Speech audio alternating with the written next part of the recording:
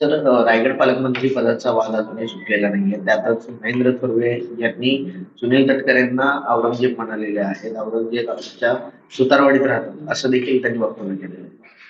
महेंद्र थोरवे यांची औरंगी प्रवृत्ती गुवाहाटीच्या हॉटेलमध्ये टेबलवर नाचताना संपूर्ण महाराष्ट्राने बघितली. आणि महायुतीचं सरकार जे अभूतपूर्व यश घेऊन सत्तेमध्ये आलेल्या त्या दिवसापासून महेंद्र थोरवे हे जे गणोजी आणि कान्होजी ह्या भूमिका रायगडच्या पवित्र भूमीतनं महायुतीच्या विरुद्ध सातत्याने ज्या पद्धतीने ते वागतायत, वक्तव्य करतायत, हे देखील संपूर्ण महाराष्ट्र बघत आहे. आणि महेंद्र थोरवे आपल्या अवकादीत राहा. आमचे नेते खासदार सुनीलजी तटकरे साहेब, त्याचप्रमाणे आमच्या मंत्री आदितीताई तटकरे यांच्याबद्दलची वक्तव्य करणं बंद करा. रायगडच्या पालकमंत्री पदाबद्दलची राष्ट्रवादी काँग्रेस पक्षाची स्पष्ट भूमिका आहे की माननीय मुख्यमंत्री देवेंद्र फडणवीस साहेब जो काही निर्णय घेतील तो राष्ट्रवादी काँग्रेस पक्षाला मान्य असेल. तर त्यांनी क्रिकेटच्या मैदानात असं देखील म्हटलेलं आहे की तुम्हाला कॅप्टन आम्ही केलंय, आम्ही आमच्यामुळे खासदार झालेले आहेत, आता इथून पुढे आम्ही खासदारकीला उभे राहू, तुम्हाला ग्रामपंचायतीचं सदस्य देखील होऊ. महेंद्र थोरवेजींचा जेव्हा राजकारणात जन्म देखील झाला नव्हता तेव्हापासून गेली 40 वर्ष माननीय तटकरे साहेब राजकारणात आणि समाजकारणामध्ये रायगडमध्ये काम करतायत. त्यामुळे महेंद्र थोरवेंनी बालवाडीत असताना राजकारणातील महाविद्यालयातील प्राचार्याबद्दल बोलू नये. सर एकंदरीतच पालकमंत्री पदाचा वाद जरी सुटलेला नसला तरी सुद्धा हा निर्णय थर्ड अंपायरकडे आहे, त्यामुळेच याला स्थगिती मिळालेली असल्याचं देखील महेंद्र थोरवे म्हणतात. राष्ट्रवादी काँग्रेस पक्षाची पहिल्या दिवसापासून स्पष्ट भूमिका आहे की रायगडच्या पालकमंत्री पदाबाबत जो निर्णय राज्याचे मुख्यमंत्री माननीय देवेंद्रजी फडणवीस साहेब घेतील तो राष्ट्रवादी काँग्रेस पक्षाला मान्य असेल. आता आमच्या औरंगजेब हा सुतारवाडीत बसलाय असं थोरवे नाव घेता सुनील तटकरे यांच्यावरती औरंगजेबाची उपमा दिलेली आहे. महेंद्र थोरवे यांचा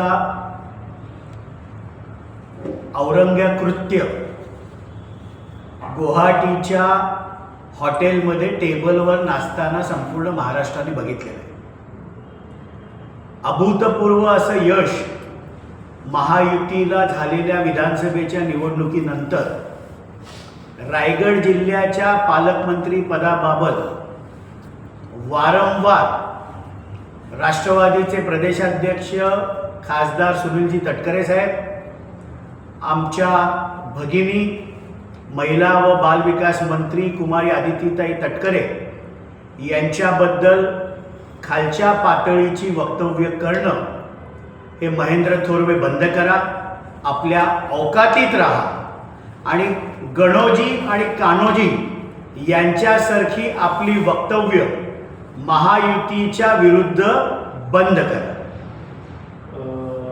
तसंच चुकीच्या पद्धतीने राजकारण केल्यास रायगड लोकसभा लढवण्याची तयारी देखील असल्याची इशारा त्यांनी दिली. लोकशाहीमध्ये कोणालाही कुठलीही निवडणूक लढण्याचा अधिकार आहे, पण राजकारणामध्ये ज्या वेळेला आपला जन्म देखील झाला नव्हता त्यावेळेपासून गेली 40 वर्ष खासदार माननीय सुनील तटकरे साहेब हे रायगडच्या राजकारणात आणि समाजकारणामध्ये काम करत आहेत. त्यामुळे आपण कुठली निवडणूक लढावी, ग्रामपंचायतीची सदस्य म्हणून लढवावी का लोकसभेची लढवावी, हा लोकशाहीमध्ये आपला अधिकार आहे. सर, गेल्या काही दिवसापासून औरंगजेबाच्या बाबत कुठं उदातीकरण केलं जात आहे. आता थोरवे असतील, त्यानंतर सोलापूरकर असतील, अनेक लोक जे आहेत ते आता औरंगजेब बाबत बोलतात. औरंगजेब हा क्रूर राज्यकर्ता होता. छत्रपती संभाजी महाराज यांना अत्यंत क्रूर पद्धतीने हाल करून त्यांनी मारलं. हा इतिहास कोणीही बदलू शकत नाही. आणि याच औरंगजेबाबद्दल राष्ट्रवादी काँग्रेस पार्टी शरदचंद्र पवार गटाचे नेते जितेंद्र आव्हाड देखील काय बोलले होते, म्हणजे आपल्या चॅनल्समध्ये जर 3 जानेवारी 2023 चे व्हिडिओज आपण काढले तर ज्या वेळेला बहादूरगड इथे छत्रपती संभाजीराजांना कैदेमध्ये औरंगजेबाने ठेवलं होतं, त्यावेळेला त्या बाजूची विष्णूची मंदिरं औरंगजेबाने तोडली नाही, त्यामुळे तो हिंदू द्वेष्टा नव्हता अशा प्रकारचं वक्तव्य करून नंतर सारवासारव केली. हा व्हिडिओ देखील मीडियाकडे आहे. आणि काल महाराष्ट्र राज्याचे मुख्यमंत्री माननीय देवेंद्रजी फडणवीस साहेबांनी सभागृहामध्ये विधान परिषदेमध्ये वक्तव्य केलं की सिलेक्टिव्ह क्रिटिसिझम करू नका, निषेध करायचा असेल तर डॉक्टर जितेंद्र आव्हाडांचा देखील करा. सर, मुंबईत येणाऱ्याने मराठी शिकले पाहिजे असे नाही, असं थेट वक्तव्य जे संघाचे ज्येष्ठ नेते भयाजी जोशी यांनी केलेलं आहे. कसं बघतात इकडे मराठीचा वाद आणि मी त्यांचं वक्तव्य पाहिलं नाही, पण घाटकोपर मुंबईत येते.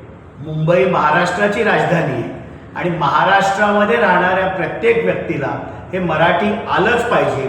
महाराष्ट्राची भाषा ही मराठी आहे.